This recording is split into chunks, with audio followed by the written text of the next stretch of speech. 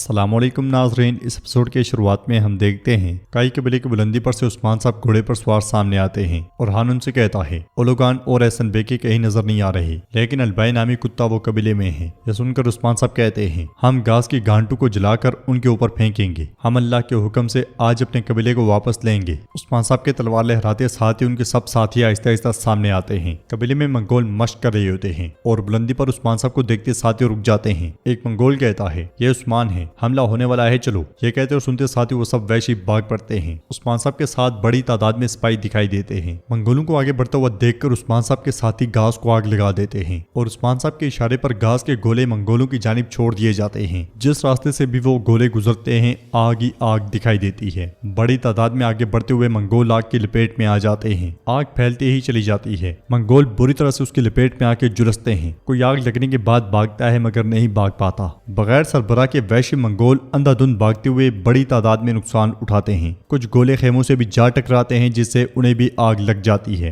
और उस्मान साहब तलवार लहराते हुए कहते हैं ये खून का दिन है, ये इंतकाम का दिन है। आज ही वो दिन है जब हम अपना कबीला वापस लेंगे। अल्लाहु अकबर। गोलों के साथ साथ वो सब कबीले की जानिब दौड़ पड़ते हैं। जंगल में सारगोन अपनी माँ से कहता है यहाँ कोई निशान नहीं है माँ। ओलोगान कहता है निशान उस्मान ने मिटा दिए हैं। बेगम कहती है गुरूबी आफ्ताब का वक्त है, अब हम क्या करेंगे। सारगोन कहता है हम रात के वक्त उस्मान को नहीं ढूंढ सकते। बेके कहती है फिलहाल उस्मान बच गया है, हम कबीले वापस जाएंगे। सोफिया चुड़ैल को खबर भेजो, उसे जरूर आना चाहिए, हमें फिर से मंसूबा बनाना पड़ेगा। कबीले में उस्मान साहब मंगोलों पे टूट पड़ते हैं। तख्त का लालची अलबाई भी दिफा की भरपूर कोशिश करता है और उसे देखते हुए उस्मान साहब कहते हैं तुम आज मर जाओगे अलबाई। उस्मान साहब के साथियों के हाथों मंगोल मुसलसल करते मरते चले जाते हैं। कुछ को भागते हुए देखकर जेर कुतै कहता है मेरे हुजूर वो फरार हो रहे हैं, वो करारगाह पर जाएंगे। तो उस्मान साहब कहते हैं दरवाजे बंद कर दो, आज यहाँ से कोई नहीं जा सकता। और हान भी मंगोलों को काटता ही चला जाता है। इसलिए में अलाउद्दीन बाला खतून और सिपाहियों के साथ कबीले में दाखिल होता है। वो घोड़ों पर से ही भागते हुए मंगोलों को जहन्नुम वासिल करना शुरू कर देते हैं। गैज़ व गज़ब वाले मंगोल शदीद पस्ती का शिकार दिखाई देते हैं। बाला खतून भी नेज़े के साथ लड़ाई कर रही होती हैं और खूब महारत के साथ लड़ती हैं। अलाउद्दीन भी एक साथ कई मंगोलों को जहन्नुम वासिल कर देता है। कबीले के हर कोने में एक दास्तान लिखी जा रही होती है जिसमें जालिम मंगोलों का खून बहता है। अलबाई को भागता हुआ देखकर उस्मान साहब शामिल से कहते हैं इस कुत्ते को भागने मत देना।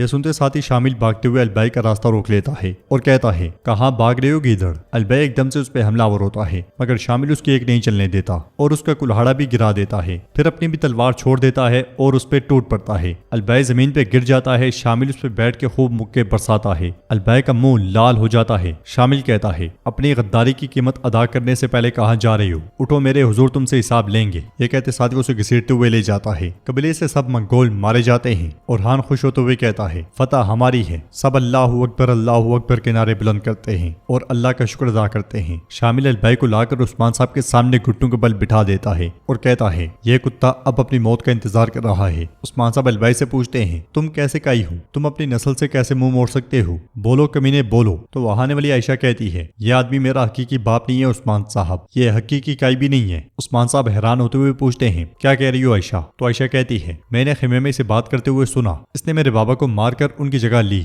एक काई कभी भी ये नहीं कर सकता जो इसने किया। यह सुनकर उस्मान साहब उसे प्यार करते हैं और बाला खतून उसे ले जाती हैं। अलबाई कहता है मैं बहुत करीब था उस्मान, मैंने तकरीबन तुम्हें तारीख से मिटा ही दिया था। यह सुनकर उस्मान साहब कहते हैं तुम और तुम्हारे जैसे लोग, मैं कभी भी तुम्हारी तलवारों से नहीं मरूंगा, लेकिन तुम जैसे लोग मेरे इंसाफ की तलवार से जरूर मर जाएंगे। अलबाई हंस रहा होता है कि उस्मान साहब उसका गला काट डालते हैं और इस तरह एक और गद्दार अपने अंजाम को जा पहुंचता है। बुरान कहता है बाकी कुत्ते अभी तक जिंदा हैं। तो उस्मान साहब कहते हैं ओलोगान का वक्त अब खत्म हो गया है, लेकिन एहसन बेके और सारगोन सिर्फ उनकी लाशें ही हमारी परेशानी का बाइस बनेंगी, हमें उन्हें जिंदा पकड़ना होगा। अगर ऐसा होता है तो हम अपनी सियासत में उलझाए तो खान से बरतर होंगे। जेर कुतै पूछता है हुजूर अब हम क्या करने वाले हैं। उधर हलीमा लोसिया से पूछती है आपने बाला से क्या बातें की, कौन झूठ बोल रहा है, आप या खाला। तो लोसिया कहती है पोइना मुझे माफ कर दो, मैं तुम्हारी गुनहगार हूँ। हलीमा उससे कहती है क्या आप मेरे साथ मजाक कर रही हैं, क्या बाला ने आपको धमकी दी है। तो लोसिया कहती है पोइना सोफिया पर भरोसा मत करो। हलीमा कहती है आपने बाला का साथ दिया, आपने मेरी खाला को धोखा दिया और इसीलिए मेरी खाला आपको मारना चाहती थी। लोसिया कहती है मैंने बहुत बड़ी बुराई का साथ दिया, इसलिए मैं गोंचा होलोफेरा और फातिमा के साथ वहाँ पे आती है और पूछती है क्या इसे होश आया। तो हलीमा कहती है गोंचा खातून अभी नहीं जागी। खवातीन उसके पास बैठ जाती हैं जबकि लोसिया मुसलसल कह रही होती है पोइना मुझे माफ कर दो, मुझे माफ कर दो।